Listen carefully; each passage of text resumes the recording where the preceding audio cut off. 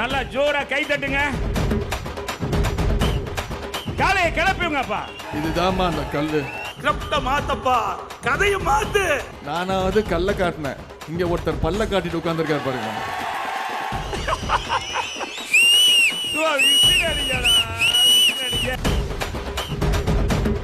நானா சாரிடா. ஆர்.என். ரவியை கூட எதிர்க்க முதுகெலும்பு இல்லாத பழனிசாமி அவர்களை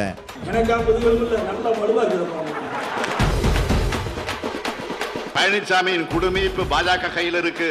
யாருக்கு நாங்கள் அடிமை அல்ல.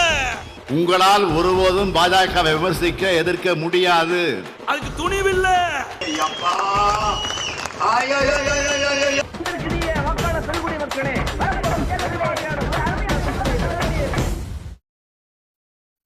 சென்னையில பிரதமர் மோடி நடத்திய ரோட் ஷோவை ஃபிளாப் ஷோன்னு விமர்சிச்சிருக்காரு முதலமைச்சர் மு க ஸ்டாலின். அதிமுகவை அழிக்க பழனிசாமி, பன்னீர்செல்வம், தினகரனே போதும்னு அவர் கிண்டல் பண்ணியிருக்காரு. தேனி திமுக வேட்பாளரா களமிறங்கியிருக்கிற தங்க தமிழ்ச்செல்வன் திண்டுக்கல் சிபிஎம் வேட்பாளர் சச்சிதானந்தத்தை ஆதரிச்சு பெரியகுளம் அருகே இருக்கிற லட்சுமிபுரத்துல நடந்த பொதுக்கூட்டத்துல முதலமைச்சர் மு க ஸ்டாலின் கலந்துகிட்டாரு. கூட்டத்துல பேசின அவரு, மறுபடியும் பாஜக ஆட்சிக்கு வந்தா ஒரே மொழி, ஒரே மதம், ஒரே உடைன்னு நாட்டையே ஒற்றை சர்வாதிகார நாடா மாத்திடுவாங்கன்னு குற்றம் சாட்டினாரு. திராவிட இயக்க தலைவர்கள் பேருல பனகல் பூங்கா, பாண்டி பஜார்னு திராவிட கோட்டமாக இருக்கிற தியாகராயர் நகர்ல மோடி நடத்தின ரோட் ஷோ ஃபிளாப் ஷோ ஆயிடுச்சுன்னு விமர்சிச்சாரு. நீதி கட்சி தலைவர் தியாகராயர் சவுந்தரபாண்டியனார் பேர்ல இருக்க பாண்டி பஜார், பனகலரசர் பேர்ல இருக்கிற பூங்கான்னு திராவிட கோட்டமாக இருக்கிற இடத்துல உங்க ஷோ காட்டினா எடுபடுவான்? உங்க ஷோ ஃபிளாப் ஷோ ஆன உடனே சமூக வலைத்தளங்களில் சென்னை வந்ததை பற்றி எழுதினப்போ சொல்றாரு, சென்னை மெட்ரோ திட்டத்தை விரிவாக்கம் செய்ய போறாராம் மோடி அவர்களை, மாண்புமிகு பிரதமர் மோடி அவர்களை. அந்த திட்டத்துக்கு தடையா இருக்கிறது நீங்க தானே. சென்னை 2ஆம் கட்ட மெட்ரோ ரயில் திட்டத்துக்கு ஒன்றிய அரசு அனுமதி அளிக்காத காரணத்தால் தான் நிதி இன்னும் கிடைக்கல. அதனால திட்டப்பணிகள் தாமதமாகுது. கடந்த 2020 ஒன்றிய உள்துறை அமைச்சர் இந்த திட்டத்துக்காக அடிக்கல் நாட்டினார். ஆனால் அனுமதி கொடுக்கல. நான் முதலமைச்சரான பிறகு நடந்த முதல் சந்திப்பிலிருந்து கோரிக்கை வைக்கிறேன். பிரதமரை நேரில் சந்திச்சும் பலன் இல்லை. மதுரை எய்ம்ஸ் மாதிரி சென்னை மெட்ரோவும் அடிக்கலோடு நிற்கக்கூடாதுன்னு இப்போ மாநில அரசோட நிதியிலிருந்து மெட்ரோ பணிகள் நடந்துகிட்டு இருக்கு.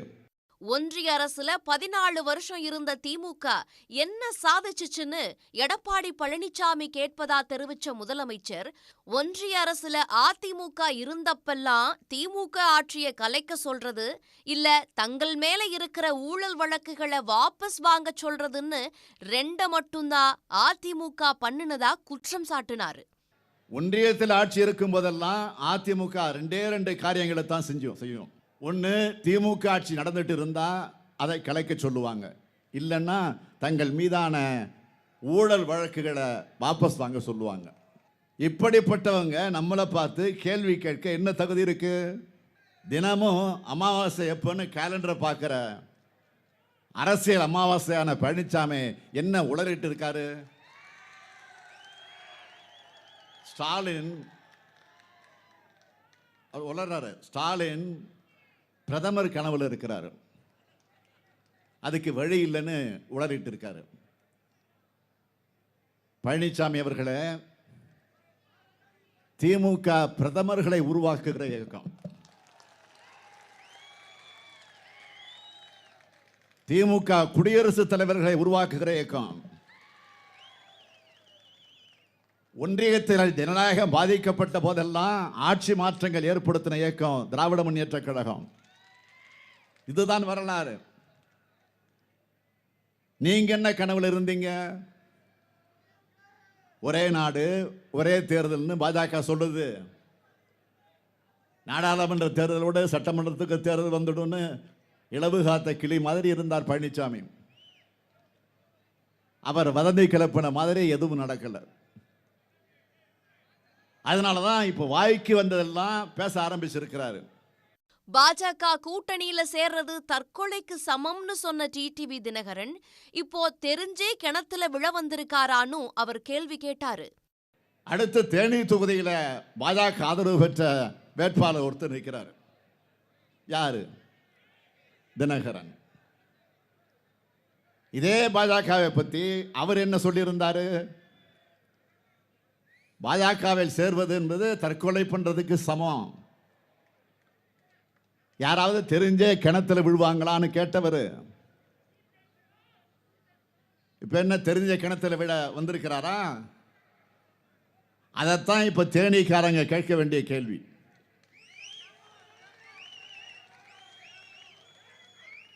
அது மட்டுமல்ல, இன்னும் பேசியிருக்காரு. டெல்லியில் வேணும்னா பெரிய கட்சியா ஆளுங்கட்சியா பாஜக இருக்கலாம், ஆனா தமிழ்நாட்டில் அதுக்கு என்ன இருக்கு?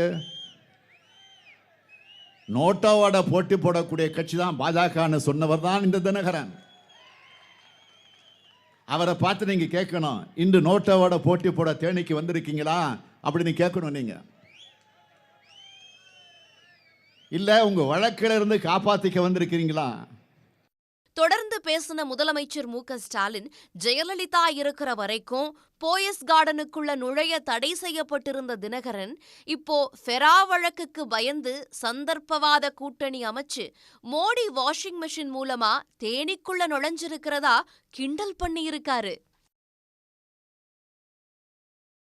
ஆரத்தி எடுக்கிறதுக்குன்னு கூப்பிட்டு வந்துட்டு காசு கொடுக்காம ஓடுனா உங்களை சும்மா விட்டுருவோமான்னு பாஜக நிர்வாகிகளை பெண்கள் சுற்றி வளைச்ச சம்பவம் மதுரை அருகே நடந்திருக்கு. என்ன நடந்துச்சுன்னு இப்ப பார்க்கலாம். மதுரை மாவட்டம் மேலூருக்கு பக்கத்துல இருக்க மேலவளவுல பாஜக சார்பா போட்டியிடுற ராமசீனிவாசன் வாக்கு சேகரிக்க வந்தாரு. ஆனா பாஜகவை சேர்ந்த அவரு ஊருக்குள்ள வரக்கூடாதுன்னு விடுதலை சிறுத்தைகள் கட்சியை சேர்ந்தவங்க தொடர்ச்சியா முழக்கம் போட்டதால ராமசீனிவாசன் அங்கிருந்து புறப்பட்டு போனாரு.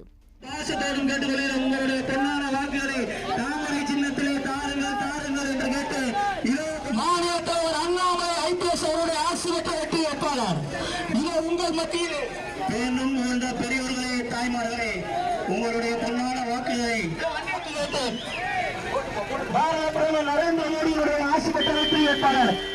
முன்னதா வல்லாளப்பட்டி கிராமத்துக்கு வந்த வேட்பாளருக்கு ஆரத்தி எடுக்க ஏராளமான பெண்களை பாஜக நிர்வாகிங்க அழைச்சிட்டு வந்திருந்தாங்க. ஆரத்திலாம் எடுத்ததுக்கு அப்புறம் ஓட்டு போடுங்கன்னு கேட்டுட்டு வேட்பாளர் ஒரு பக்கமும், இருந்தாதான காசு கேப்பீங்கன்னு பெண்களை அழைச்சிட்டு வந்த நிர்வாகி இன்னொரு பக்கமும் போயிட்டாங்க.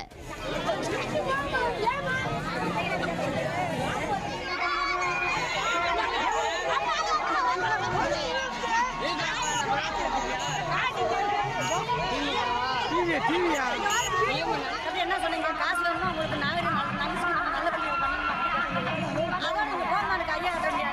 என்ன காசு ஒரு மொழி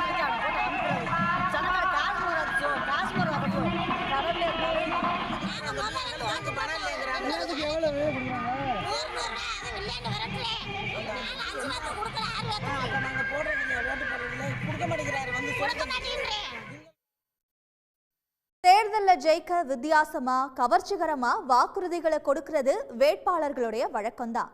அந்த வகையில நான் மட்டும் ஜெயிச்சுட்டா மீனை சைவ உணவுல சேர்க்க குரல் கொடுப்பேன்னு வாக்குறுதி கொடுத்திருக்காங்க தென் சென்னையுடைய பாஜக வேட்பாளரான தமிழிசை சவுந்தரராஜன். ஆனா அசைவத்துல இருக்கிற மீனை சைவத்துல மாத்துறதால யாருக்கு என்ன நன்மைங்கிறத மட்டும் கடைசி வரைக்கும் அவங்க சொல்லவே இல்லை. இங்க இருந்து இப்ப வந்து அதுக்கு தடையை விதிச்சுட்டாங்க. டின்ல குழம்பு வாங்கிட்டு போவோம். டின்ல குழம்பு வாங்கிட்டு போனால் அங்கே சாதம் மாத்திரம் வச்சு படிக்கிறேன்.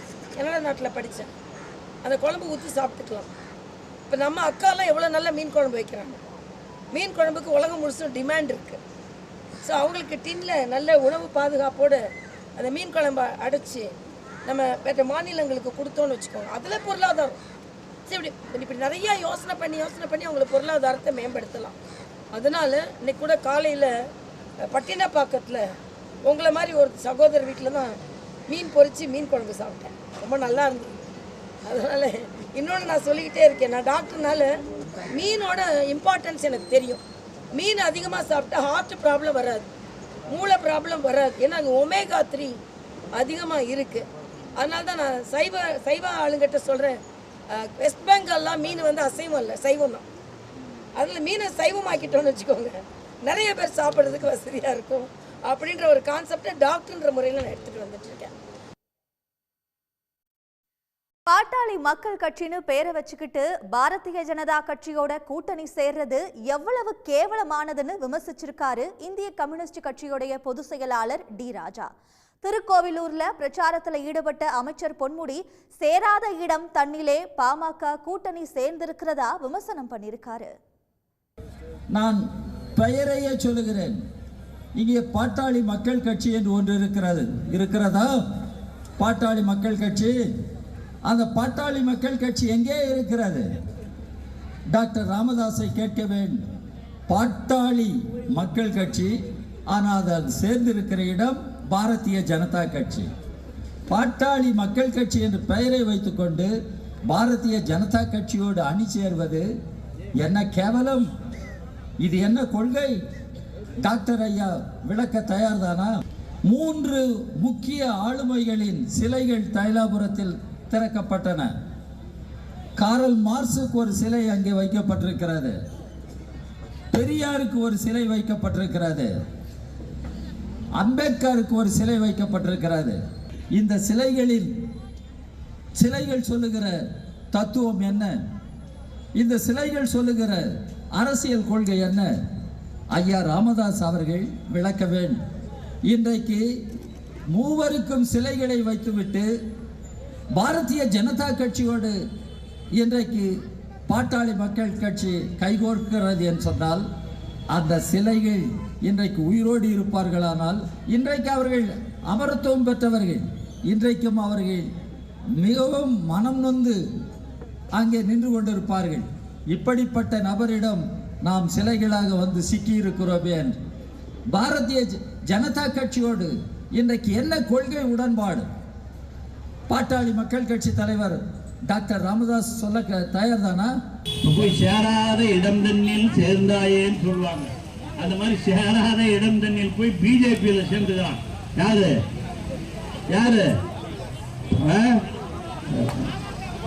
அவர் டாக்டர் ஐயா எல்லாரையும் வஞ்சிக்கிற ஒருத்தர் போய் ராமதாஸ் அவரு பிஜேபி கூட போய் சேர்ந்திருக்கிறார். எதனா உருப்படுமா? பிஜேபி எப்படியா இடஒதுக்கீடு கொடுப்பாரா? நம்ம சமூகத்துக்காக என்ன செஞ்சவரா? அதெல்லாம் இல்லாத அவர் கூட போய் சேர்ந்து உங்ககிட்ட வருவார் ஓட்டு கேட்கறதுக்கு. வந்தா ஏடா சேராத இடம் தண்ணில் தேர்ந்தெடுக்கிறாயே, நீ ஓட்டு கேட்கலாமான்னு ஒரு வார்த்தை கேளு. தேர்தலுக்கு இன்னும் ஒரு வாரமே இருக்கிற நிலையில கும்மி பாட்டு, களை எடுக்கிறது அப்படின்னு நூதன முறையில வேட்பாளருங்க பிரச்சாரத்துல ஈடுபட்டு வராங்க.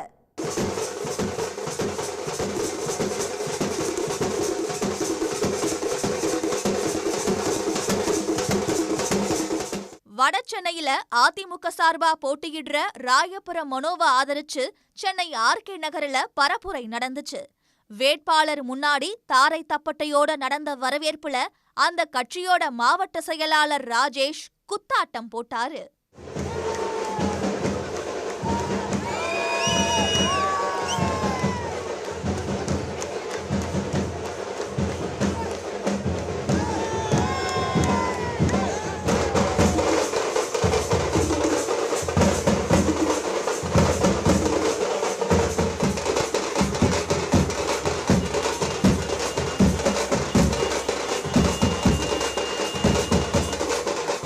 முன்னதா வேட்பாளரோட வாகனத்துக்கு முன்னாடி அதிமுக நிர்வாகிங்க தேங்காய உடைச்சாங்க. வேட்பாளரை வரவேற்க வந்ததுக்கு இதுவாச்சும் லாபம்னு அங்கிருந்த சிலரு போட்டி போட்டு தேங்காய எடுத்துட்டு போனாங்க.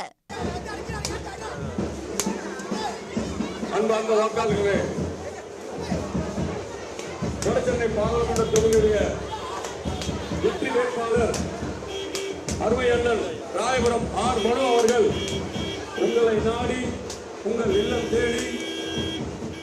தென் தென்சென்னை தொகுதி திமுக வேட்பாளர் தமிழச்சி தங்கபாண்டியனுக்கு ஆதரவா ஈசிஆர்ல உள்ள பனையூர் குப்பம் பகுதியில அமைச்சர் மா சுப்பிரமணியன், எம்எல்ஏ அரவிந்த் ரமேஷ் பிரச்சாரம் செஞ்சாங்க.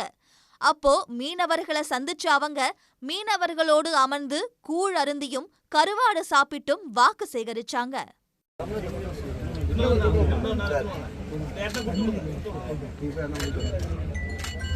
இந்த இது வால் தடுப்பு சோறு போட்டு ரோடு போகிறோம். 49 லட்சத்துக்கு நன்று விட்டாச்சு. வால்னா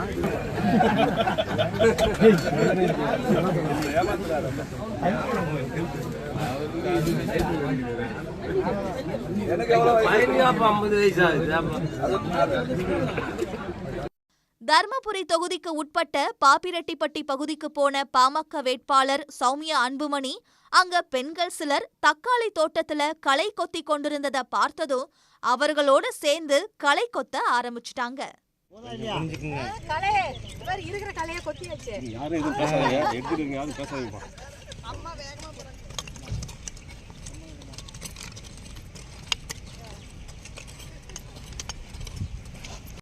விருதுநகர் தொகுதிக்கு உட்பட்ட மதுரை டி கல்லுப்பட்டில தேமுதிக வேட்பாளர் விஜய பிரபாகரனோட பொதுக்கூட்டத்துக்காக 3 மணி நேரத்திற்கும் மேல கொளுத்துற வெயில்ல மக்கள் காத்துக்கிட்டு இருந்தாங்க. முன்னாள் அமைச்சர் RB உதயகுமாரோடு தாமதமா கூட்டத்துக்கு வந்த விஜய பிரபாகரன் தன்னோட அம்மா உங்களையெல்லாம் நம்பிதான் இங்க அனுப்பி வச்சிருக்காங்க, பத்திரமா பாத்துக்கோங்கன்னு உருக்கமா பேசினாரு. நான் முதல்ல வேட்புமனு தாக்கல் செய்யறப்ப எங்க அம்மாட்ட நான் சொல்லிட்டு வந்தது என்னன்னா, ஒருவேளை நான் ஜெயிச்சேன்னா இதே தொகுதியில வீடு எடுத்து இங்கேயே தங்கி இந்த மக்களுக்கு சேவை செய்வேன். 30 நாள் 10லேருந்து 15 நாளாச்சு இங்க தங்கி இந்த மக்களை நான் பார்த்துட்டு அவங்களுக்கு சேவை செஞ்சுட்டு தான் நான் வெளியே வருவேன். ஓகேனா அக்செப்ட் பண்ணுங்க. நாங்கள் அப்புறம் தான் எங்கள் அம்மா கிரீன் சிக்னல் கொடுத்தாங்க. கேப்டன் மறைவுக்கு அப்புறம் எங்கள் அம்மா உங்களை நம்பி அனுப்பிச்சிட்டாங்க. இனி நீங்கள் தான் என்னை பார்த்துக்கிறீங்களா?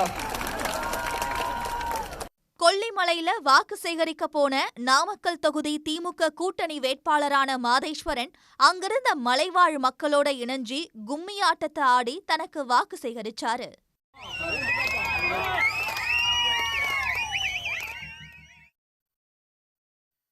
கடலூர்ல போட்டியிடுற பாமக வேட்பாளரான தங்கர் பச்சான் தன்னோட கட்சி சின்னத்துக்கு கூடவே சுயேட்சை சின்னமான பலாப்பழத்தையும் தொடர்ச்சியா விளம்பரப்படுத்துறதால பாமகவும் அதோட கூட்டணி கட்சி நிர்வாகிகளும் குழப்பத்தில் இருக்காங்க.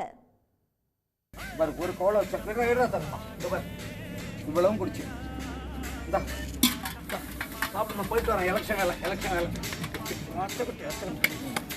All animals liking me.